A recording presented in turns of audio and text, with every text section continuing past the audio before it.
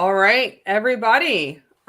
We are live. Thank you to everybody tuning in tonight for our Ladies for Liberty event. I'm Holly Ward. I'm the Director of Operations here at People for Liberty, and I get the distinct pleasure of introducing our current president of the board, Dr. Joe Jorgensen. Thank you for being with us, Joe. Hi. And our Director of Community Engagement, Andrea. So, Andrea Holt, this is really your bread and butter and your show. You've done a fantastic job just leading our communities, but why don't you go ahead and kind of talk a little bit about yourself and what inspired you and your team to put this event together tonight? So we have a Women Voters for Liberty group, and I just reached out to the ladies and said, hey, it's Women's History Month. Would you be interested in doing an event? And if you would want to do an event, who would you want to have on?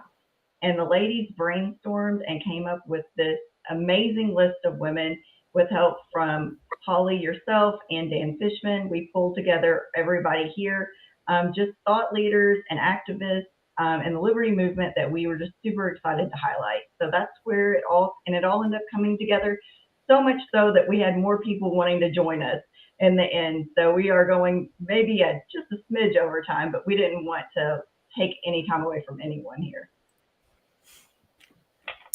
Well, Andrea, I'm so glad that you thought to bring this together. And Joe, you're no stranger, I'm sure, to all kinds of events where everybody wants to hear thoughts and opinions from thought leaders such as yourself.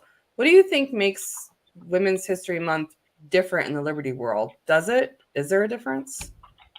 Well, it shouldn't be. I think that's the most important thing, is because, when we go by liberty, we get to make our own choices. And the way that businesses make their own choices is they get to hire who they want, which is the best person. And oftentimes that is a woman. It also means that in your private life, you can marry who you'd like to marry and basically form the relationships you'd like to.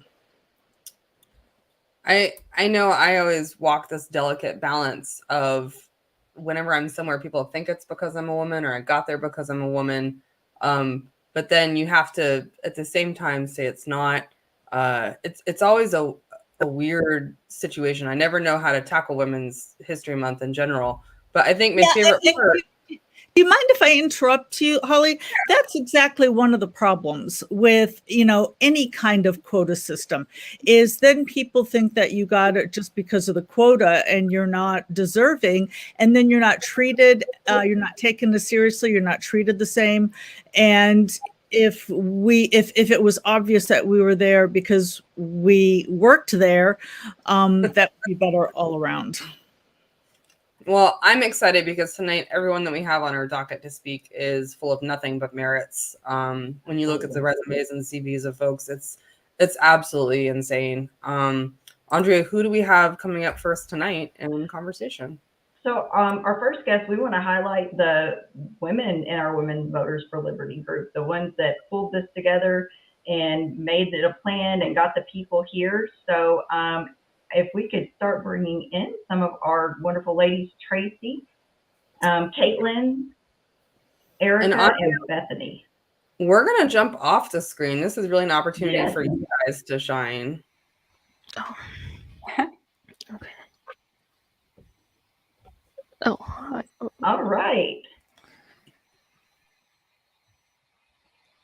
So these are the ladies behind the scene that make things happen for us.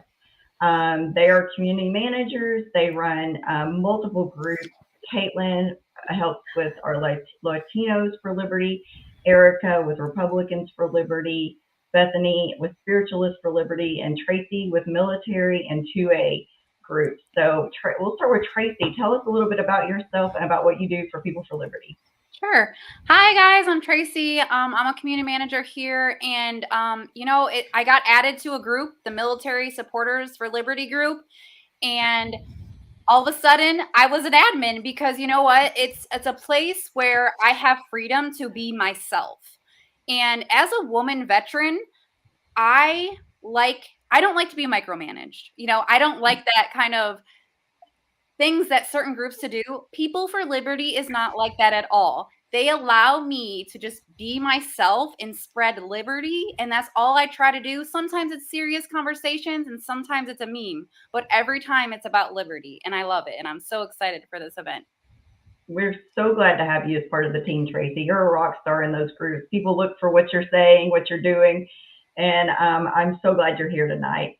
Caitlin, let's talk about what you do for People for Liberty. So hi, I'm Caitlin. I'm the moderator also in the Women Voters for Liberty group. And also I'm in the administrator in the Latinos group. Y soy una intérprete y traductora en español y inglés. Y me encanta trabajar en el grupo de los latinos y escribir en español o spanglish o inglés y que viva la libertad. I love that. So Bethany is our next one up. Tell us a little bit about yourself and what all you do for People for Liberty. I am Bethany, and I am a volunteer with People for Liberty, and I'm the admin of Spiritualists for Liberty. I help create and nurture a compassionate liberty community with my fellow ladies up here. My goal is to ensure that I can foster unity and the want for individual rights, with ultimately leading to peace and prosperity. That's amazing. And I would like to say the Spiritualists for Liberty group was single-handedly Bethany's idea. She put it together and is growing the group, and it's a lovely, just peaceful and liberty-inspired group. It's like if you're ever having a bad day, you just hop in that group and you know that everything is going to be all better after you read some of their posts. So next up, we have Erica Dorn. Erica, tell us a little bit about yourself and what you do for People for Liberty. Yeah, so my name is Erica. As Andrea said, I, for the most part, volunteer with our Women for Liberty group, for our Christian Voters for Liberty group, and for our Republican Voters group. I've joked before that some of the things I bring to the group are quality control, because I always find like spelling mistakes and that sort of thing. So I love checking for that sort of stuff. And I've also joked that I bring fashion advice to the group. But more seriously, I tried to well, I've learned in some of our groups that really memes do the best. Sometimes I try to share serious articles, and I've learned that doesn't always, people just scroll right past those. But one thing I'm passionate about is the environment. And for my job, I'm a biologist. So more recently, I've tried to kind of bring some of that more into some of my posts, and that's something I'm interested in. We absolutely love that. So coming up soon, we're going to kind of wrap up here. We have our next guest, Izabela Patriota with LOLA. And Erica, you're going to be interviewing her. We're super excited to have her on. LOLA is a fantastic organization. It's the Ladies of Liberty Alliance, and they have groups across the world. Isa is one of the most probably well-traveled women we will have in the group tonight. Fantastic to have her on. So ladies, I'm going to move her in and we'll hear from Isa and Erica.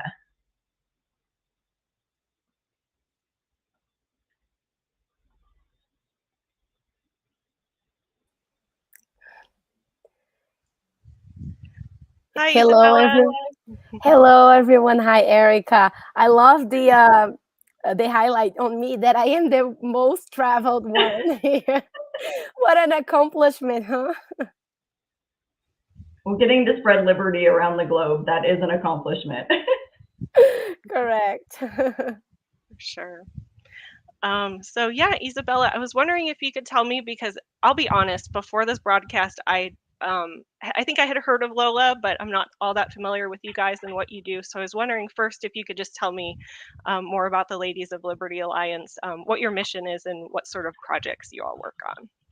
Okay, so Erica, I'm happy to be here again, like with such an outstanding women talking to me.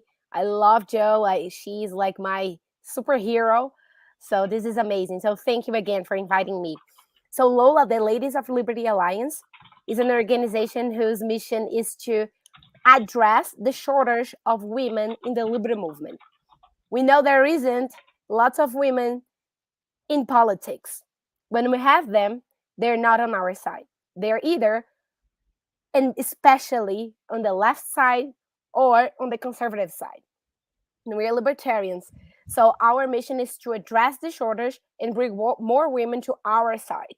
And we're international. We are in 28 countries, as like a little bit Andrea mentioned. That's why I've been in some countries visiting our chapters, such as in Guatemala, Brazil, here in the US, in many states. I've been to Mexico too, and we've been planning to go to another places.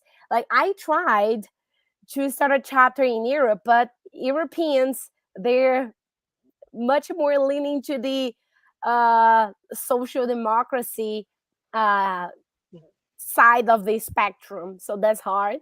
Gotcha. But as former as former socialist countries in with dictatorships as part of the socialist agenda, we know what we don't want to have in our countries anymore. So that's why in Latin America, especially, we're super big.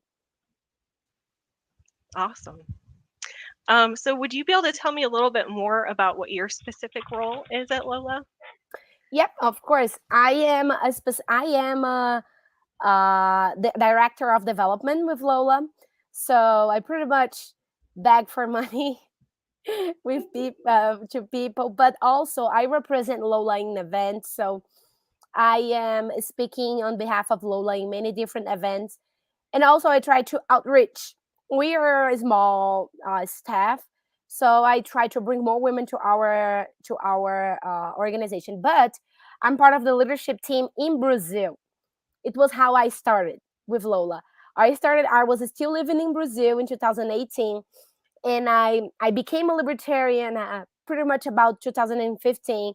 So during 3 years of my life, I was looking for a group on which I would be really feeling that I was part of that group, a group of women and capitalists, because I am a real capitalist. And many of the women groups, they're not capitalists at all. So until I found LOLA in 2018, and then I became part of the leadership team, and then since 2018 until 2021, I was just a volunteer, especially working in Brazil. And in 2021, I became part of the official staff. Awesome. So this kind of leads me to my next question, because I know you, you're talking a little bit about capitalism and some things. I was reading through your bio on LOLA's website, and I read that when you were working as a researcher, you actually began to question your support of heavy government regulations, and actually started to discover the ideas of classical liberalism, or as some of us know it, free market economics. And I was wondering if maybe you could, if you're allowed to, if you could tell us more about that story. Yes, of course. This is one of my favorite ones. It was how I became a libertarian. I will let you know exactly what happened. I in Brazil, my home state where I did college, we used to be the highest producers of onshore oil and gas. And then because of this, the government had a program to train young professionals to work for the state-owned company. And so we were funded. My research was paid by the government, and I needed to be enrolled in this program for 2 years, and my thesis needed to be written on the regulation that we had. And it was law school. So because we have civil law in Brazil, is not common law, so it's a little bit different. So I was funded by the government to study the regulation that we had. And pretty much they wanted me to say, oh, it's amazing. It's a good regulation. It's like helping Brazil to become rich and all of this. Wow. But then what happened is that at the beginning, I was pretty much, I was so young. Oh my God. And at the beginning, I really thought that the regulation that they were imposing and the scenario that they put our state-owned company, Petrobras, was a good thing, would put Brazil in a different level on this market, on this field, on the international trade. I really believe that. And it was 2013, and I had until 2015 to write my thesis, and then the world changed completely. Our state-owned company was found very corrupt. Many cases of corruption. The oil at the beginning, when I started writing my thesis, was $150 the barrel, and after 2 years, it was $30, and I didn't understand, and I was not understanding what was going on.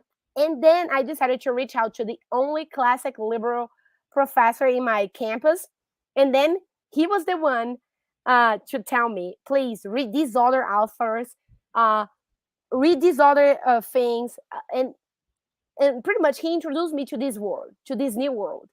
And believe it or not, I was about to get reproved in my thesis because my mentor, my original mentor, he was like, you cannot write that against who is funding you, who is paying for your research. And then I said, but that's what I found out. And this is horrible. Yeah. But then I was approved by this. I was about to be reproved. So it was how it happened. It was very spontaneous. And it was due to a crisis in my country, due to a crisis in the state-owned company, I figured out that all of this regulation that we had and the monopoly that we were imposing was super bad. And so thanks to this professor that I had in college, I found out the classic liberal ideas. Izabela and Erica, I'm going to bring Dr. Jorgensen in because I know that you all did some interviews with her, Lola did, and I would like for you to talk about a little bit about that before we move on to our next guest, okay? Okay. Well, I'd like to thank you so much for that interview. I really appreciate it. And it's great to be able to spread the word, just beyond our country. It was such a, as I said, not only me, but the rest of our LOLA members in Brazil are huge fans of Dr. Joe. And that we are training many women to go to the same path as she did. So when you shared your experiences, Dr. Joe, it was amazing. They still talk about that. So it was a pleasure for us, for sure. Oh, well, I'm glad they enjoyed it. I really appreciate that. Well, thank you so much, Isa. It was so great to hear from you. And we are going to move on to our next guest now. A little bit about our next guest is that she is part of an organization called the DC Project. And I found out about the DC Project at a GA2A rally. So it's a 2A here in Georgia. And I'm going to bring Cheryl on now, Cheryl Lavette, and one of our wonderful ladies from our women's group, Tracy, who will be interviewing Cheryl. So Cheryl, tell us a little bit about yourself. Good evening, ladies. Thank you for including us. This looks like a wonderful event. I've been tracking it a little before I came into the backstage.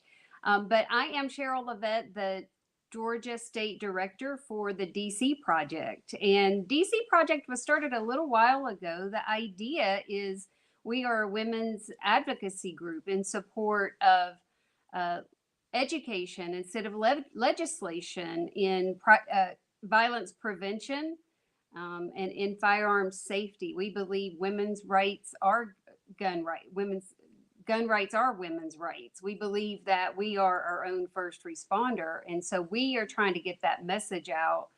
We have several members, several ladies that were anti-Second Amendment, anti-firearms until being in tragic situations and understanding that they have themselves to depend on. Their children depend on them, and they wanted to make that difference. And so we are trying to be a counter narrative to Mom's Demand and to make sure that people understand there is another side to the story. Absolutely. Hi, Cheryl. I'm Tracy. Hi, Tracy. Great. So we were pushing constitutional carry a couple years here in Oklahoma, and because of the Moms Demand Action Group, we actually trolled them and made a Moms Demand 2A group.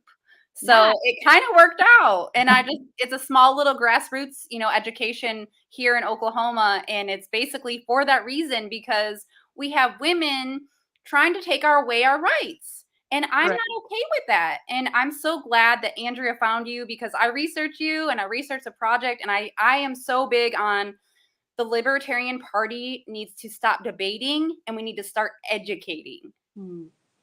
It's a very important point that you make about the education component.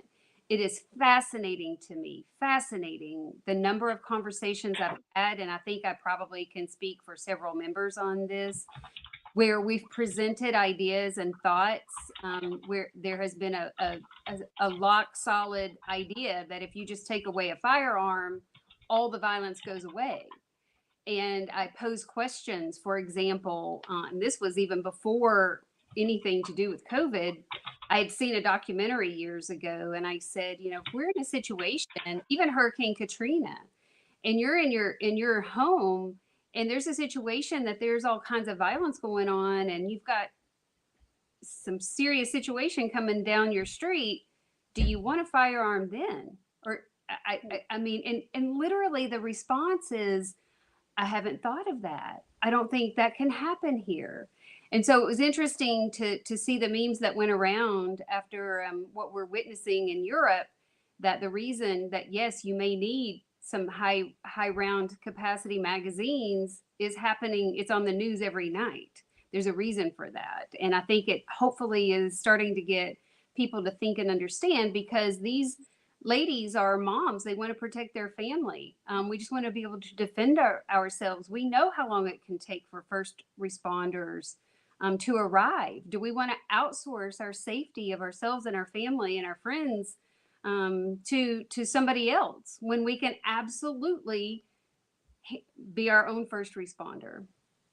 Right, as we should be. When I first started really engaging in the Second Amendment was when I was stationed at MacDill Air Force Base, and I would wear an M16 for 14 hours, right? Go put it in the armory, have to go to my dorm room, and I wasn't allowed to have a gun to protect myself.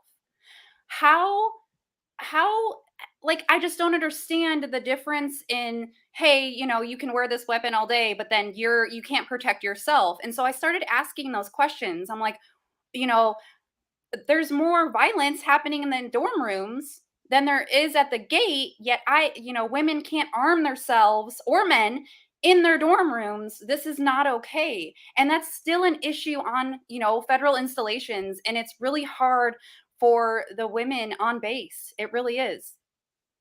I can only I empathize with you, because myself have been in different situations, and I traveled quite a bit, really weekly, and it was such a difficult situation to try to carry protection with me through the airlines, and I understand that, and I think that the problem, or a main part of the problem, is that all that we ever hear is that the firearm equals the violence. And then they start to equate mass shootings with every gun owner. And we need to have a voice to stop that narrative and give a counter argument to it. And I don't think there's anyone better than a mom, a sister, a woman who's saying, I want to try to equalize my situation. I want to be able to have an opportunity for my own self-defense, and certainly to my children. And I really think a lot of it is the fact that counter narrative is smothered. It is not heard. And that's exactly what the DC Project is trying to do. We want to be able to say, hey, wait a minute, we're a group of women. We want to be able to carry a firearm. We want to do it safely. We want to teach education. We don't want you willy-nilly out here randomly carrying a firearm and not knowing your state laws, or not knowing the exact ways to be safe with your firearm. We want to advocate on behalf of women who maybe have been in traumatic experiences, and be a network of nurturing and a network of gathering of ladies that say, you're not crazy to want to support and defend yourself. And so I think it's important for this opportunity to be able to have an organization of women that can make that narrative and really counter everything that we hear constantly. Absolutely. Definitely. Have you had a lot of support from the, the community, the 2A community? Because I know it's a male-dominated field, and I think that they were struggling. So I'm just curious if they're supporting you guys. They are absolutely supporting us because they love the fact that they have a different face to put on the narrative, and with different reasons, with different types of reasons to come into the arena, and they learn from us, and we learn from them. And it's interesting. My firearms trainers always talk about how much they prefer training women because we're like sponges. We actually want to hear the information and learn, and maybe it doesn't work out that way with everybody, but it has been extremely welcoming.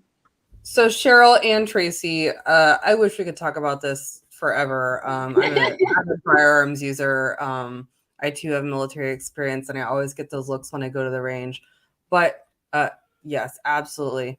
But unfortunately, or fortunately, however you'd like to look at it, we have so many more guests. Cheryl, you're with DC Project. We've got it at the bottom here, dcproject.info. Thank you for joining us. Look Tracy. for our teal t-shirts. We're trying to make that color different. So look for the teal t-shirts and dcproject.info. Awesome. Well, thank you, Tracy. And thank you to Tracy as well for, being one of our moderators and really being here and rocking it. But Joe, I am super excited about our next guest. I don't fangirl very often. You are not the fangirl type. I am not, but one of the things I didn't even realize that it was a Liberty-based thing are these comics that I see online all the time. And I see them and I go, oh, these are funny. These are awesome. These are Liberty-based. And wouldn't you know it, it's Art by Karla.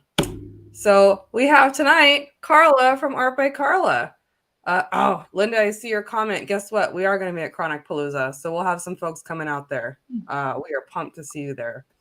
So, Karla, you are the Liberty Comic gal. How did you get started in all of this? Oh, you're muted, Karla. You're muted.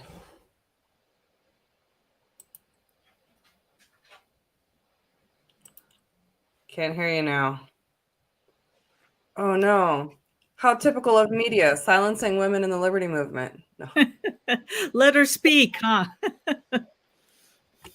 Well, while Karla is going through to try and figure this out, I'm going to go ahead and add Andrea to our stream because I just got a tornado warning and a notice to get in my basement right now. All right. So I'm going to remove myself from this stream, and I'll be right back. Yes, absolutely. Be safe. So we knew this could possibly happen tonight, so we made provisions in case it did. So in fact, where I am in South Carolina, we're like the yellow on the map where it says it's possible, but not likely. So, Karla, while you are getting your mic to work, we want to highlight some of the artwork that we have partnered with you on. So this is Our Lady Liberty hugging the Bitcoin. So Joe will be speaking at Bitcoin conference in Miami next week, and People for Liberty will be there. And we wanted to highlight some of the things that Karla does because her artwork we think is fantastic. She spreads the Liberty message throughout, I think, 14,000 members on her Facebook page. And those messages go so far. People absolutely love Karla's art. There was one that she just did recently that said something like, while you're checking out what's going on in Ukraine, don't forget to keep your eye on our shady ass government too. And she speaks her mind and does it with joy. I actually haven't seen this. I've seen some of the other ones. I haven't seen this one yet. I love it. Well, Joe, this is brand new. That's the reason you haven't seen it. Okay. So, that's awesome. I've seen this one. This is the special one we had her make for you. She got the idea. She wanted to have the ladies protecting liberty, and I was all about it. Yep. And can you hear me? We were talking earlier that is my Karla, purple jacket from the campaign trail. Yes. Karla, you're here. Fantastic. Okay, good. Yes. I'm not sure what I did. I'm not very computer literate. So whatever I did, I'll take it. Well, while we have the piece of work that you did for Joe up, why don't you tell us a little bit about the artwork that you did? Well, Joe, I've actually drawn you several times before. I think the most famous one is one of you and Tulsi sitting side by side. She's enjoying her glass of wine, saying why they fighting over me, and you have your glass going, I could finish this bottle and still be more coherent. Yep. I can't believe how viral that went. But no, I definitely it did. It was crazy. No, I was very glad that you got to see that. I've been doing a few with Spike Cohen as well. So no, I'm glad to be part of it. No, I wanted something simple for this comic. Definitely some Lady Liberty in the background and you in the foreground with Bitcoin. And got to have somebody rocking an AR-15 in there somewhere. So, Karla, tell us a little bit about some of the fundraising you do for different people in the movement that have had either police issues or down on their luck, homelessness, veterans, those kinds of things, because you do a lot of work with those people, and we want to highlight your art, but I also want to highlight just the work you do with different organizations and people. So one of the big organizations that I've done a lot of fundraising for is StopSoldierSuicide.org. Back when I was in Texas, I was part of a veterans rucking crew, so we would do Saturday mornings, 8 to 10 miles in the morning, go have some breakfast tacos, because traditional Texas, why don't you? And we did a 22-hour-long March in March, where we started at 9 a.m. until 7 a.m. the next day, where we rucked for 22 hours straight to bring awareness to veteran suicide numbers with 22 a day. We've raised several $1,000s by doing that ruck march. It's been a lot of fun. We got the community involved. The local PD would escort us. A lot of gyms and fitness areas, they set up tables for us with snacks and water. So that was really big that I got into. And I've done my own kind of personal fundraisers for Stop Soldier Suicide as well. With my artwork, I'll design stickers. And I have a deal to where, hey, you buy this sticker for this much and the money goes back to this organization. So I've done a lot for them. Another veteran that I'm kind of advocating for is Joshua Rohr. Back in October of last year, he was allegedly panhandling. He's a homeless Army veteran, and he had a service dog with him, Sunshine. And it is a PTSD service dog, not just some emotional support like a lot of people kind of throw around. No, it was his service dog. The cop showed up because he didn't pull out ID fast enough. They aggressively shoved him against the car. And of course, the dog is trained for PTSD. Oh my gosh, my owner's getting anxious. And, oh no, what can I do? What can I do? So this poor dog is kind of at its wit's end, not knowing what to do. It's jumping on the police car, trying to get close to Josh, trying to calm him down. Well, the cop ended up tasing the dog. And absolutely terrible. Must took some training from the ATF. But dog ends up screaming, running off. And you're not supposed to separate a service dog from their handler. Yes. So the fact that they were separated, you know, Josh just went total downhill. Unfortunately, when the dog was taken to the pound, a friend of Josh's took care of it. But it's a service dog. I am task trained. Where's my owner? It escaped looking for Josh. Unfortunately, got hit by a vehicle. And so Josh kind of lost that lifeline that he needed as a veteran suffering with PTSD. Now, thankfully, he was able to get a new puppy donated to him that he's been trading, and her name is Justice. So she's been doing great with him and helping him out. There was a big rally for him early this month. Yeah, it was early this month that Spike Cohen actually came out to join in with. So when I heard Josh's story, it was absolutely heartbreaking. So I was like, man, what can I do to help him? So I'm doing a lot of comics, bringing awareness to his situation and kind of the injustice and the police brutality that he experienced. And what's really corrupt is when you get family members that are under the same organization, because now you have favoritism, not wanting to sell somebody out. Because the officer who tased the dog, his father works for internal affairs, So a little bit fishy business there. And we think that's why investigation isn't being pursued. So there needs to be an outside source to come in and essentially police the police. That's what I've seen a lot of people use the terms of. But I've been fighting for Josh for a while. I'm going to stick with it as long as I can. Yeah, we love everything that you're doing for Josh. Can you let our audience know where they can find you at? And then we're going to move on to our next guest. Where can they find you, Karla? Sure. If you go on Facebook, you can, oh, there's the classic. Yeah. You can find me at Art by Karla, and the picture, I'm rocking a pair of aviators in my profile photo, so I'm pretty easy to find. And you'll have a variety of Pro 2A comics, a lot of political satire, and issues that our military and veterans go through. Well, thank you so much, Karla. We are so excited to have you, and we look forward to seeing more of your artwork. Thank you so much for having me. And let me personally thank you. I can't tell you how many people passed that cartoon along to me, so great job. I'm so happy that you found it. All right. So up next, we have a woman that barely needs introduction. She is very active in social media, very active on Kennedy on Fox News. And so our next guest is Olivia Rondeau. Hello, Olivia. Oh, Olivia, you're muted. Oh my God, I can't believe I'm the second person in a row to do that. I'm sorry. But hi, thank you. I'm so glad to be here. So, Olivia, you were at FEE, correct? Yes, I was. I completed their Henry Hazlitt Fellowship program last year, and it was a 6-month program. Okay.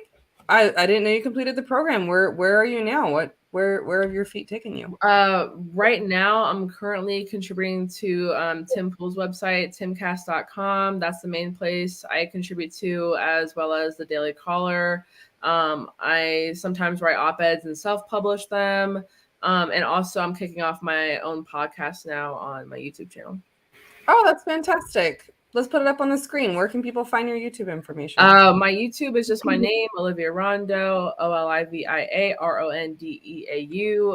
I started it actually last year, and I took a hiatus when I started writing at FEE, and I've just brought it back within the last month. So I've interviewed a lot of cool libertarians on there. Spike Cohen has been on my podcast, and we've had a lot of fun with it so far. So, Olivia, you have been all over the place, right? You've been on Fox News. You've been people know your face and people know your name. Do you think things have changed since Joe ran for office? Yes, I think that Joe, I think that you actually can be credited for a lot of the libertarian voices that are being made more mainstream now. There wasn't really a big libertarian presence pre-2020 on Fox, even though they've had libertarians working there like Kennedy. I think that we've honestly, I'm very grateful for the opportunity that you and Spike being pushed into the mainstream have really let us, smaller voices rise up and go on shows on Fox Business like Kennedy and Gutfeld and things of that nature. And Joe, you were on Kennedy, right? Yeah, I think twice on the campaign trail. And I was also on Kat Timpf, but hers was behind the firewall. It was the Fox Nation. Oh, and well, except Kennedy's actually Fox Business News, right. Fox News Business, right? I was with Neil Cavuto on the regular Fox News channel. So, Olivia, Joe, something I'm just gonna make a wild assumption about. You guys both have a passion about reform or ending the Fed. Am I correct there? Yeah, one of my big things that I guess I'm known for was there's a clip that went kind of viral of me on an HBO late night show last year.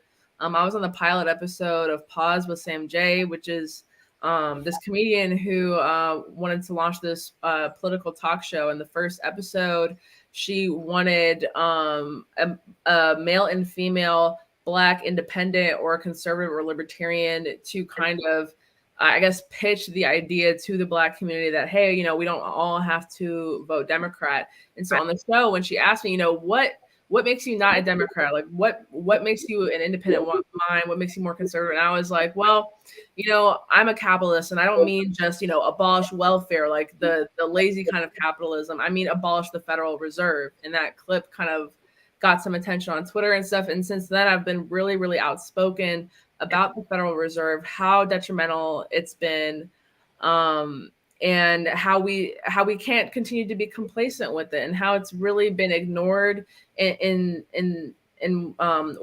we go on Fox News, or when we watch our favorite shows, or we go on Twitter, and there's all these debates about the culture war and about what's trending on Twitter. I feel like we should be focusing more on the Federal Reserve. We should be focusing more on fiat currency. Like, I partake in the culture war comments and the debates and stuff myself, but I think that it's one of the most important things that we should be speaking up on. Yeah, in fact, on my stump speech around the country, I talked about how since the Federal Reserve has been around, the dollar has lost, like 99% of its value, something ridiculous like that. And a lot of people don't realize that the printing of money is basically a hidden tax. And people now are up in a higher tax bracket that they should have never been in, given how they've got to spend every penny they're making just to support themselves. So we have such a jam-packed schedule tonight, and I feel bad because Olivia, want to hear so much more from you, and I hope we can do a longer form interview. Yeah, absolutely. But we know where we can find you. Joe, any advice for Olivia, right? Like you've been around the media block. I don't know. She's on Fox Business more than I am, so maybe I should be getting advice from her. I think Kennedy just likes me because I give like the Gen Z perspective, and I always, whenever she's confused about something that has to do with like TikTok, or like the Biden administration is enlisting TikTokers or doing this on social media, I'm like the person that she talks to. Olivia, she's probably not looking for the baby boomer viewpoint. So, well, Olivia, thank you for coming on. Thank you for sharing your information. I definitely want to talk to you more and have more time for you, but unfortunately, we've got a pretty big slate coming up, and so I'm going to bring up Tracy. I'm going to say thank you to Olivia, and I'm going to say thank you to Joe. And Tracy, are you excited to talk? 3 Air Force women. Woo! Brandi. So, yeah, go ahead, Tracy. I'll pop off. Can you tell us a little bit about yourself? Yes. So my name is Brandi Pett. I actually am a podcast host for Yes I'm the Veteran, which is on VRS. I also competed for the title of Miss Veteran America back in 2020. I'm kind of infamous as the Hot Mom of the Year award winner. So that was fun. But I was very thankful that during my time and pushing myself, because for me, it was very challenging. I almost lost both legs of my right arm. So it was very difficult to even compete, right? And so for me, I realized that I had to really embrace every alternative treatment out there for PTSD and just like in general for me. And it really made me realize that so many people in the veteran community just don't have that access. They didn't have the information I was given. So I was very thankful that through my podcast and writing for Freedom Sisters, that I was able to have that opportunity to explore that and just kind of talk about things that maybe the veteran community isn't so aware of, especially for us ladies. Right. And so your podcast name is I Am the Veteran, right? Yes, I love it because we are 10% of the veteran population, yet we are so invisible, Yes. So what are the main topics that you on your podcast like to hit on that relate just to women veterans? So for us, specifically, we wanted to highlight, not only nonprofits that help the veteran community as a large, but we talk about issues that really impact us, like for us, like how VA claims represent not nearly enough of us, how there's not the information out there that it should be out there, and people could be claiming these things and shouldn't be suffering from potential homelessness because of the fact that 90 to 100% for VA, that's $1,000 difference a month. If a lot of us women veterans claim what is rightfully owed to us and is in our records, but we don't know, right? Because we don't have this information, we could very much change a lot of things. And unfortunately, not enough information out there. And, you know, I'm very thankful that I've been able to meet with people in Texas in regards to things we can do to further help our women veterans. I was very thankful, like, to hear Cheryl, like, kind of talk about the DC Project and her experiences, but mine were very different. Like, we just did a women veteran shooting event recently, and our veterans instructor was getting threats because he was a male and he wanted to do a free class for women. He was like, you know, I want to help my sisters. I'm a weapons instructor. I don't want to charge them. How can you help me, Brandi? I know you know everybody. So when we did that, we tried setting it up. He was getting threats on the range. He was getting emails just because he was offering a free class to women veterans. That's it. And it was just really sad. That is, So, I mean, that's insane. I don't understand even the thought process of that. We learned how to shoot. We were at the range right next to them in boot camp, right? In deployments, in TDYs. So that's just wild. I'm sorry that he had it happen to him, because as we build our sisterhood, we need our brotherhood to support us. It's not us against them. We are in the fight together. Yes. And in the liberty movement, one goal of mine is to bring all of the women veterans in here, because we know about equality, don't we?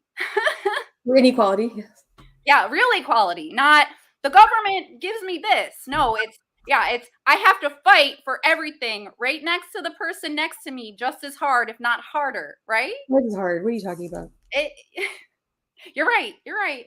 And how do you think we bring more women veterans to the liberty movement? Because most of our veterans are, you know, still in that mindset of the government controlling them, and it's just, I want to break that stigma so bad. It's education. The fact, you know, it's, you know, having that out there, you know, allowing veterans the opportunity to try it, see, you know, they can do this. It's interesting to them, and really have that investment. Unfortunately, the confidence, you know, drops when you get out, and it changes. And unfortunately, you know, you don't want to offend people, you know, and we're in that era now, right? Before, thinking back in the military, the wild things they used to take people, like, wow. I know. Yeah. Probably not in jail. But, you know, now, you know, you get very much worried to voice your own voice, and it be your voice and not someone else's regurgitated, you know, ideals. And it's very frustrating. And I think that just supporting women veterans, making areas where women can speak freely and just not be judged, or even just have their opinions heard, and, you know, just work on mentorship and just teaching these women either how to speak or giving them opportunities to speak, because a lot of women veterans, we spread to the winds. We don't, you know, connect with our community, you know, as veterans. We kind of just go to our, where we're from, where we enlisted from, and we go from there. And it's something that we really could do better for our women veterans. You know, why can't we look at having the VA have childcare for women veterans, since we can't go in the hospitals? We can't with our kids. You know, I need to go to appointments too, but if it's after hours, if I need to go to the pharmacy, I can't bring my daughter because it's COVID. You know, what about for claims? Unfortunately, many women veterans are vastly underrepresented for what their claims should be appropriately. And it's sad to see so many women like leave money on the table and they don't know. And if they would have had someone, you know, give them the reprieve, hey, you know, we'll do this event on a Saturday so we can have, you know, our working parents come. Unfortunately, it's an antiquated system. The average person that is a participant to the VA system is a 55-year-old white male. They don't look at, you know, military single moms. They don't look at, you know, women just as veterans in general. What, like 82% of women veterans don't even use VA healthcare. So, I mean, really, I don't even go to the VA. I use cannabis and cannabis only, because when I was on meds, I had to go to the doctor all the time. But now that I'm actually using plant medicine and working out, I rarely have to go. And I just want to plug one more thing about the VA.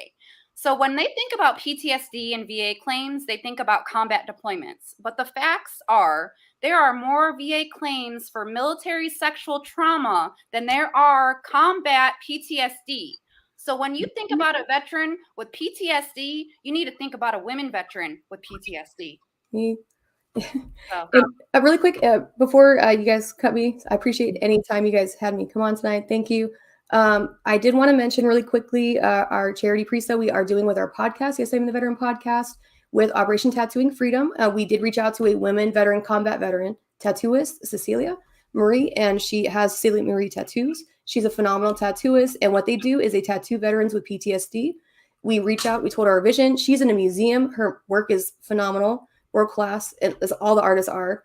And we asked her, hey, do you want to do this? Would you be interested? I know you're very busy. She said, absolutely. I would love to make that time for you and our sisters in arms, you know, as long as we take care of our sisters. So I wanted to go ahead and put this link as well.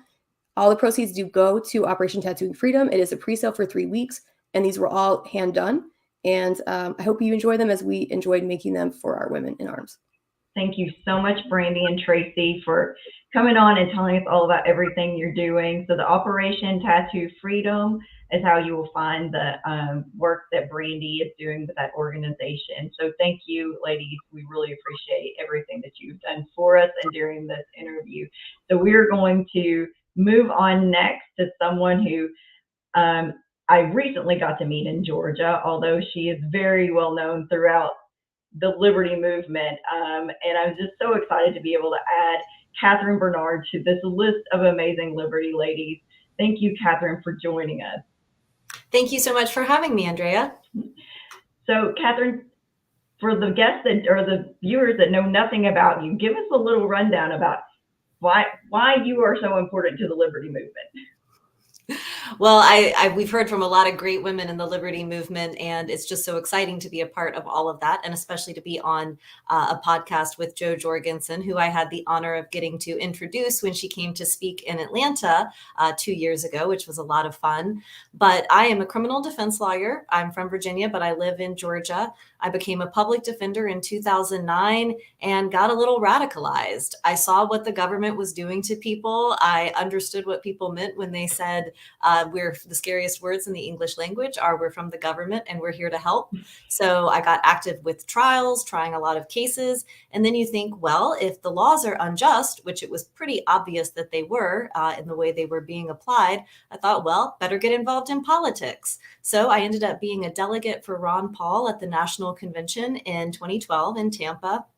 That made me real popular with everyone else in the Georgia Republican Party, but it did provide an interesting platform for getting involved in Georgia legislation on things like no-knock search warrants, expansion of Fourth Amendment protections, and other issues that are relevant to the criminal defense community.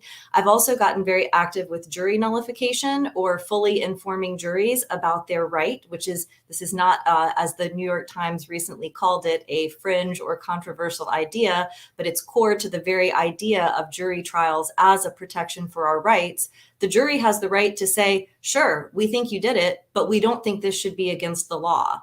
That's the way prohibition was ended in the first part of the 20th century. And I think it's how we're going to end the drug war now. So I've been very active in pursuing this in trials, pursuing fully informed juries. And I've been able to successfully get a couple of juries to acquit folks for growing cannabis, possessing cannabis, that sort of thing. And it's introduced me to a lot of great folks around the Liberty movement. And I love working on empowering people to participate in the justice system, whether they have been victimized themselves, have a friend or family member, or haven't been victimized yet, and just want to make sure that we can fulfill our promise of liberty and justice for all. That is so fantastic to hear. I did read the article about the jury nullification trial for someone with possession of cannabis that was on Reason, that came out on Reason. So you tell us a little bit about that specific case, or any of the other nonprofit work that you do, because I know in your bio you discussed some of the nonprofit work that you do for pro bono cases. Yes, I do. I did start Spartacus Legal, which is a little nonprofit that focuses on the issue of police brutality and law enforcement abuses, but from a criminal justice perspective that's informed by limited government. Because unfortunately, a lot of the folks in the criminal justice reform space, and I really don't understand how this works for people who have seen how bad the government is, they think that more government is the solution. And they sometimes focus on, perhaps everybody who has been arrested by police is somehow innocent. And, we got to admit that's not the case. There are some people who violate the non-aggression principle, and it is possible for government to have a role in addressing these legitimate public safety issues. But that does not address the fact that we have vast numbers of laws that criminalize victimless conduct, and that has been kind of poisoning our justice system with big government. So I've tried to focus on criminal justice reform from a perspective that's appealing to libertarians and conservatives, particularly, and other folks who believe in limited government. So some of the jury nullification cases that we're proudest of took place in Lawrence County, Georgia. Dublin is the county seat. It's right in the middle of the state. And it's got some really great informed juries. I had a client, Antonio Willis, who was charged with distribution of marijuana because while he was out of work and sitting at home, he was approached by an officer who had gone undercover as a construction worker. And we've got the video; it's all on YouTube, and I'll be happy to share the link. It's Undercover Cop Marijuana Buy. But this cop had dressed up as a construction worker. The police department had bought a car to look like a construction worker's car, filled it up with all sorts of construction material, and was going around trying to get people to purchase marijuana for him. And my client said, "Sure, I'll help you out, but hey, I'm interested in getting a job with your team." And so this cop used my client's interest in getting a job in construction to convince him to go purchase some marijuana. So we showed the video to the jury, which did show my client going and purchasing marijuana, but they recognized that it was just a ridiculous situation. Frankly, a little bit racist, the way the cop was doing this kind of Cheech and Chong accent as he pretended to be a Hispanic construction worker. Really, really problematic on a lot of levels. But the jury found Antonio not guilty on both counts, even though he was on video conducting the transaction. And I thought that was just so wonderful. We had another one in 2018, Giovanni McCoy, who was growing marijuana for his own health purposes. He'd been the victim of an attack 10 years before where he'd been in a coma, and cannabis was better than pharmaceuticals for him. It allowed him to still work, be a productive member of society, and he ended up in a situation where his brother got aggressive. Cops had to be called. And of course, the cops found his marijuana and charged him with manufacturing marijuana, which, let's be honest, is kind of a funny charge to begin with. Are you going to charge God for growing a plant? But anyway, manufacturing marijuana was the charge. And as evidence, the state, of course, had a picture of his gardening cabinet with his fertilizer and, organic worm soil and all sorts of gardening things. And the jury agreed, this man is not a criminal. This man is not a felon. This man is a gardener.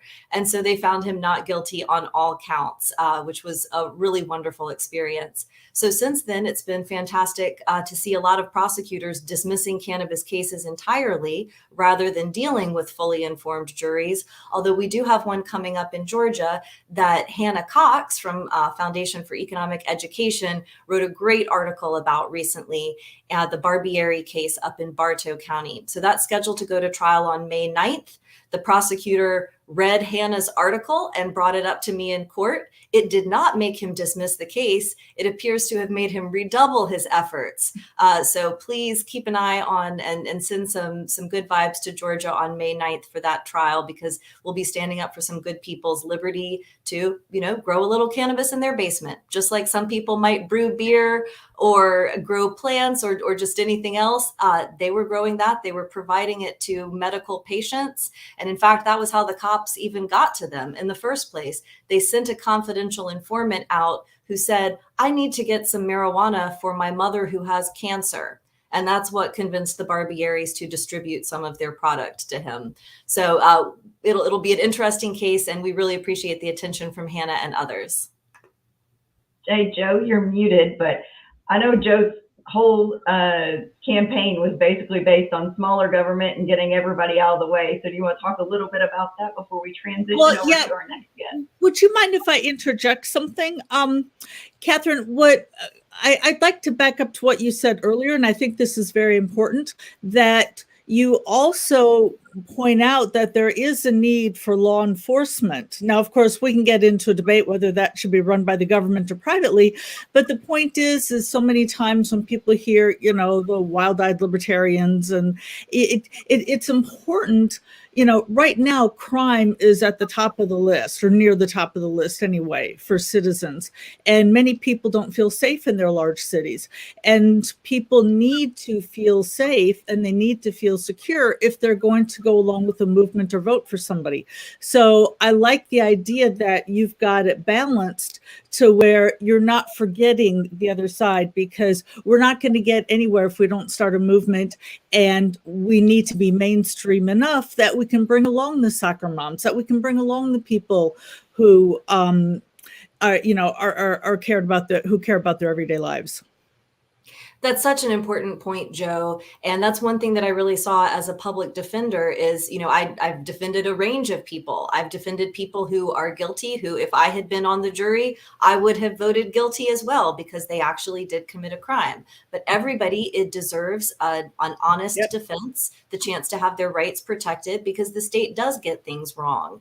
But it's important, like you said, that we don't lose sight of the fact that there are actual victims, and we do need to protect those victims as well.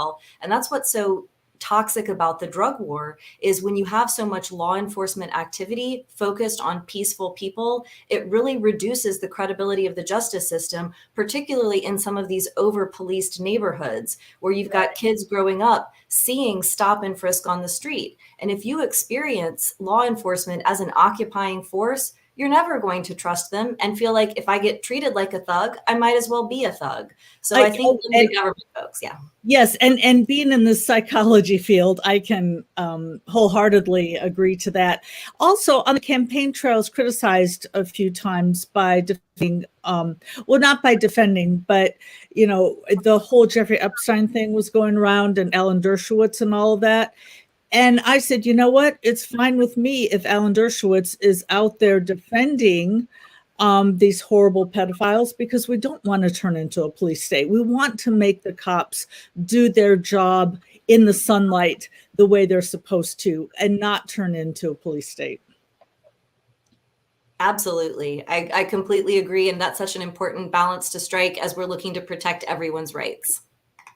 Okay. Well, thank you so much, Catherine, for coming on. I really appreciate everything you've done here in Georgia for the Liberty Movement, and all the pro bono work that you've done for some people with your nonprofit. Can't wait to talk more at the next event that we're at together. Thank you so much. And thank good you to so see you much. again. Wonderful to see you both. Take care, everyone. Bye. So up next, we have Laura Williams with Peachtree Norml. She is also a ghostwriter. Hello, Laura. And we have one of our ladies from the women's group, Bethany Love, that will be interviewing her. Laura, tell us a little bit about yourself. Hi, Andrea. Thanks so much for having me, Bethany. Pleasure. Hello. I was pleased to work on Joe's campaign in 2020. Olivia mentioned her participation in the Hazlitt Fellowship at the Foundation for Economic Education. I'm very excited to teach writing and rhetoric for that program right now. You can see my work published at the American Institute for Economic Research and at FEE and with the Libertarian Party of Georgia. But after butting heads with the completely rigged electoral system in the South, I felt strongly that I could do my best work with a single issue, cannabis reform, which is actually about 30 issues. It's criminal justice reform, and it's poverty prevention, and it's police demilitarization, and it's Fourth Amendment, and it's the key issue for Peachtree Norml. Georgians overwhelmingly support safe, legal access to cannabis, to the tune of about 75% of Georgians. And we have not had much luck getting that recognized in the South. So Norml is a national organization, the National Organization for the Reform of Marijuana Laws. So it's Norml without an A. And we've been working on awareness campaigns here in the South. That's awesome, Laura. Do you have any current things that you are working on, any current projects that you could let us know about? Sure. What Peachtree Norml is working on right now comes in 3 parts. We haven't had a lot of luck, as I said, at the legislative level. So we are working on city by city efforts where we're working with individual jurisdictions, county councils, city commissions who will help us move toward a harm prevention model. So if people are being caught with a pocket full of leaves of a plant, they're at least not having lifetime criminal records assigned to them for that. It is an uphill battle. We've just had a local jurisdiction decide that if you're caught with cannabis in their high school, they're not going to suspend you. They're going to turn you over to the police department and put you on probation. So there are a lot of people moving in the opposite direction, but we've had luck with decrim ordinances in about 14 jurisdictions so far, and we're targeting 4 more for 2022. Wow. We also have the I Am Norml campaign, which is awareness. We're trying to raise the profile of people who use cannabis because most people who use cannabis don't talk about it publicly. And we are doctors and lawyers and teachers and students and family members and friends. And we are trying to get people to sort of come out of the cannabis closet, even though that carries somewhat of a social penalty still, especially here in the South. That's awesome. I definitely understand why a lot of people would hesitate because of the social norm. I saw that you are a ghostwriter.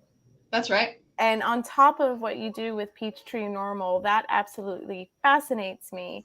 I would love to know a little bit more about what it is to be a ghostwriter and possibly a story if you've got one. Sure, of course. There are always stories. I started out working in DC. The West Wing came on when I was in 9th grade, and I had very high hopes for how Washington ran and that people could be persuaded by great ideas. But the result of working there was I was feeding information to people who didn't have any interest in being persuaded. And I was interested in how we could get ideas to people who hadn't fully formed political impressions and identities that they would feel obligated to defend, which is often how it works out.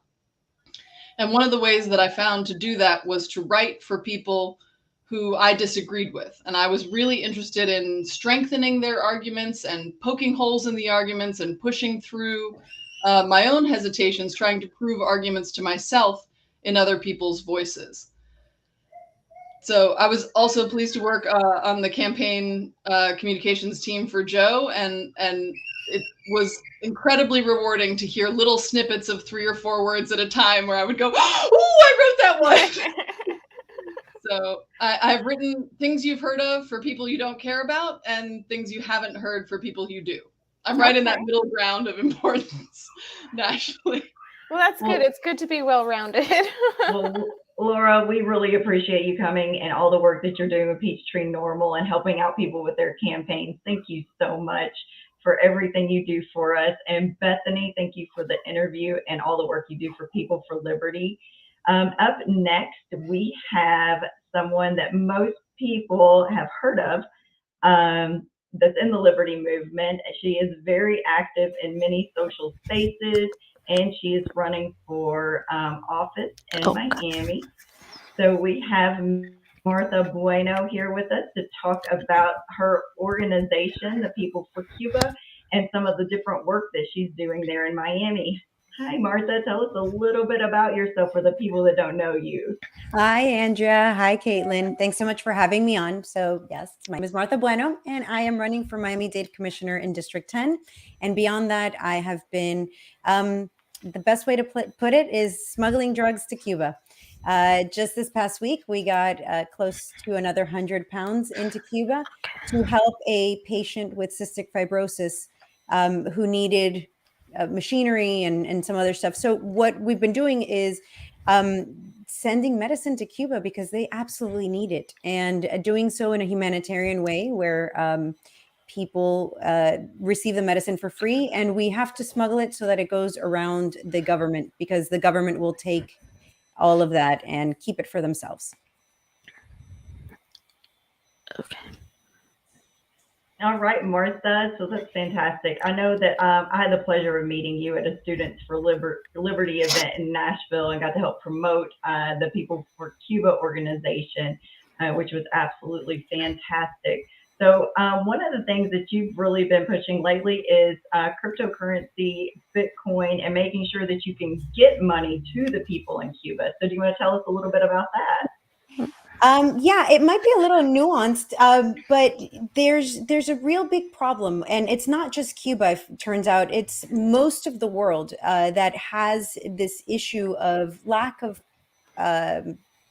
money. That governments create a monopoly on money, and so yeah. Caitlin, your microphone is unmuted, so we can. Oh, it is. Okay. So sorry about that. So there's a big need for money that the government can't control. One of the things that happens in Cuba is that the government creates a Chuck E. Cheese type of coin, which is the same concept. If you have children here in the United States and you go into a Chuck E. Cheese, they'll take your good dollar and give you coins that only work there. That is the same thing as the Cuban government. So cryptocurrency is a fantastic innovation that will hopefully allow us to get money into Cuba that goes around the Cuban government. And so it's a fantastic thing. We need to get it to the point where people can actually use that coin. And a lot of people are saying Bitcoin. For Cuba, we're trying to go more with a privacy coin. Again, very nuanced discussion, but you want to be able to go around the government effectively. In Cuba, there's a 10-year minimum jail sentence for people who are caught receiving money outside of Cuba, who also are dissenters of the Cuban regime. So it's a very difficult thing to do, to tell people, trust us, put your life on the line. We're gonna help you out, and that's kind of what we're asking people to do. So it's very precarious. Absolutely. I look forward to seeing you at the Bitcoin convention coming up. Caitlin, what kind of questions do you have for Martha about her work and activism? Okay, for Cuba, or just people for Cuba, or anything? Okay. So I just was curious. There are, because you're in Miami, there's so many organizations. There's Cubans everywhere. Okay, 95%, I would say.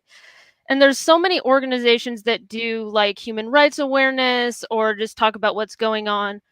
But why did you want to do People for Cuba and team up with People for Liberty specifically? Why didn't you want to go find some famous, the Estefans or Rosa Maria Paya or someone like that? Like, oh, that's a fantastic question. So, I think, and I've never been against working with any group that wants to promote liberty. So with what I'm about to say, don't take this as we wouldn't. We absolutely would. We would absolutely love to team up with anybody who wants to promote liberty and wants to promote freedom in Cuba. I personally thought that there was this gap, right? There's a need in the market. In this case, it's not necessarily a market that we're used to. It's the nonprofit market, but there was a need in the nonprofit market to get medicine through an organization that wasn't maybe religious, or that was able to get the medicine onto Cuba in a fast way. We, part of what we do is to get it there as quickly as humanly possible. So if somebody has an issue that needs a specific medication, we can turn around and get it there in a week, which is something that I haven't heard of another organization being able to do. So, there's a lot of different reasons, but we just need to start really, all of us, pushing liberty. And pushing liberty only happens people to people. And you don't really see a lot of organizations that do that. That's one of those things that People for Liberty is doing. They don't go through the government. And that's something that People for Cuba is doing. We don't go through the government either. Mm-hmm. And then just a curious question. Cubans need everything. So why did we pick medication? Why would somebody might say, well, why can't we send them food? Or why can't we send them beverages or other things? Just for somebody that may not be too familiar about. Sure. Cuba. Right. So you can actually send to Cuba pretty much anything. And that's one of the misconceptions. When I talk about Cuba, people tend to think that there's this embargo, which there is, but it's not necessarily on things. You can actually send cell phones and you can send computers to Cuba. Why medicine? Because it's the thing that people needed the most at the time. We're talking about COVID time. We're talking about people just dying on the streets of Cuba. People don't understand how dire the situation is in Cuba. They have this great propaganda where they'll tell you that they're the world's eminent power in a lot of medical things, and they're just not. You can't get your blood work done in Cuba unless you show up with your very own needle and your own collection vials. So we're talking about a country that has fallen so far that there's just the basic necessities. Alcohol, face masks aren't available. So why medicine? Because medicine was needed. Food is really needed as well. Unfortunately, it's really expensive to get it there, especially through the means that we've been using, which is people to people again, smuggling is the only word that really exists that kind of conveys the message that I'm trying to get across, which is people just literally carrying stuff from, a port outside of Cuba into Cuba. So why medicine? Because we were able to save a lot of lives. Just simple things like Tylenol. And Caitlin, I want to take this moment to say that Caitlin has been an amazing supporter of People for Cuba, has definitely helped us get a lot of medicine into Cuba. And, that's at the end of the day, we're just humans that want to make sure that other humans have the ability to live. Well, thank you so much, Martha, for all you do. And thank you, Caitlin, for coming in and interviewing Martha. We appreciate both of you so much. And we are going to move on to our very next guest. Thank you, Martha. Our last guest of the evening is Cindy Cerquitella. She is the Executive Director of America's Future. Hi, Cindy. How are you? I am great. How are you? Great. So tell us a little bit about yourself and America's Future. Absolutely. So hello, everyone. My name is Cindy Cerquitella. I am the Executive Director of America's Future. I'm based in Washington, D.C., but our organization is active all across the country. During Martha's talk, somebody's, Kara, her comment popped up on the screen, and she said that we needed hundreds more Marthas. And honestly, I 100% agree. I want thousands more Marthas, tens of thousands more people who are starting kind of social entrepreneurship ventures to advance the ideas of liberty all around the country. And to me, I think it's not just people who are starting ventures and not just leaders, but active and engaged citizens. And that's really what we are dedicated to doing at America's Future. Our organization is focused on young people in their 20s and 30s after college when they're just starting out in their lives. And we kind of try to work to give them the skills they need to grow into leadership positions, whether that is public speaking or how to write a great op-ed or how to, how to be a good leader or a manager. We discuss the ideas of liberty to help give people a really firm foundation because not many of them always get that in college. And then we really work to give people a support network because young people have found that it is lonely to believe the way that we do. There aren't enough of us, or we're not always talking about it as regularly. And so we really want to make sure that when people are bold and ready to stand up to advance the cause of liberty within their communities, they have that support network behind them. And so America's Future has 10 chapters around the country, in cities around the country where we host events every month. And then we've got 5 regional hubs that host events both in their cities, but then in the states all around them. And we've got a virtual membership in order to connect people all across the country. So that's a little bit of a long-winded story, but that's the picture of America's Future.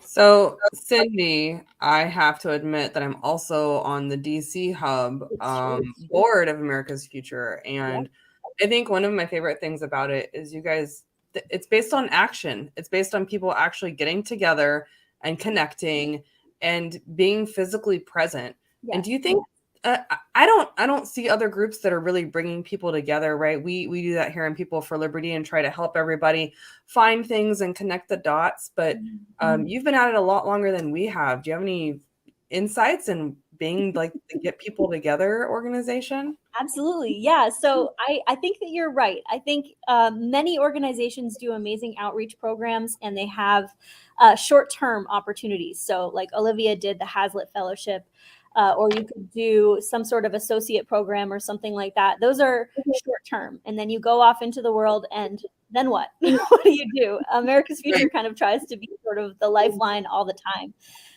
And definitely we find that in-person interaction is really key. It's so valuable to know that there are other people in your community. We do virtual connections as well, but I think it's important to get people together. And we have found that young people are looking for ways to solve problems in their communities, and they're hungry for the chance to connect with other people. And so creating that space and making sure that the events we host are attractive to people in their 20s and 30s. I think that goes a long way. So, we don't have we don't always have a group of panelists sitting in a room having a conversation. We go to an axe throwing place and vent how much we hate taxes, throw some axes, or we go to a polo match and talk about things. But we really like to bring liberty to life that way. Well, Sydney, I mean, I'll be honest, I could talk to you for hours, mostly because we talk to all the women here tonight. My goodness. But we do need to bring our Ladies of Liberty event to a close.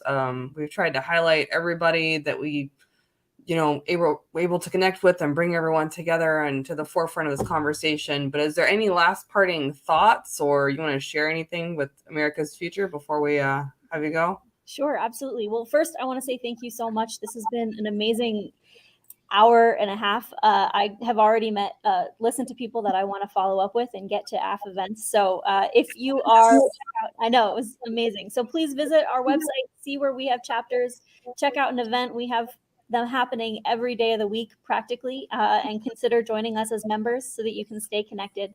I'm in the boat as a 23-year-old. Alex, come on out, visit americasfuture.org. That is my call to action. And thank you so much for the opportunity. Thank you so much, Cindy.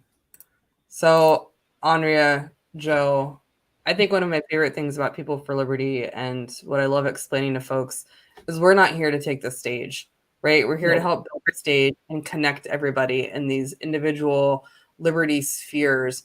And whoa, if tonight didn't do that. What did you guys think of all the women we heard from tonight? I think we're becoming a home for liberty here. I think we are. I was just so excited to hear everything that organizations and women are doing. And that's the thing I love about People for Liberty, because we don't care where you've come from. What is your issue and how can we help? Yep. And we try to do this, around Veterans Day. We had veterans events during Black History Month. We had African Americans that were on. It truly is. You can find one issue that you're liberty focused on and that touches you or impacts you, and you can just spread the message of liberty to everywhere. Joe, I love that you feel like we're bringing people home. I feel like we should say welcome home. Yeah, Welcome especially in these times too, when we hear a lot, we hear a call for unity, and a lot of people just really don't know where to turn. And we are action oriented, and we are getting things done. I am excited. I'm happy. Andrea, thank you, as being our Director of Community Engagement, for helping to bring everyone together.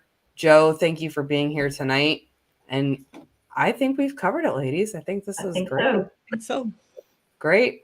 Then we'll end it there. Thank you, everybody, and have a great evening.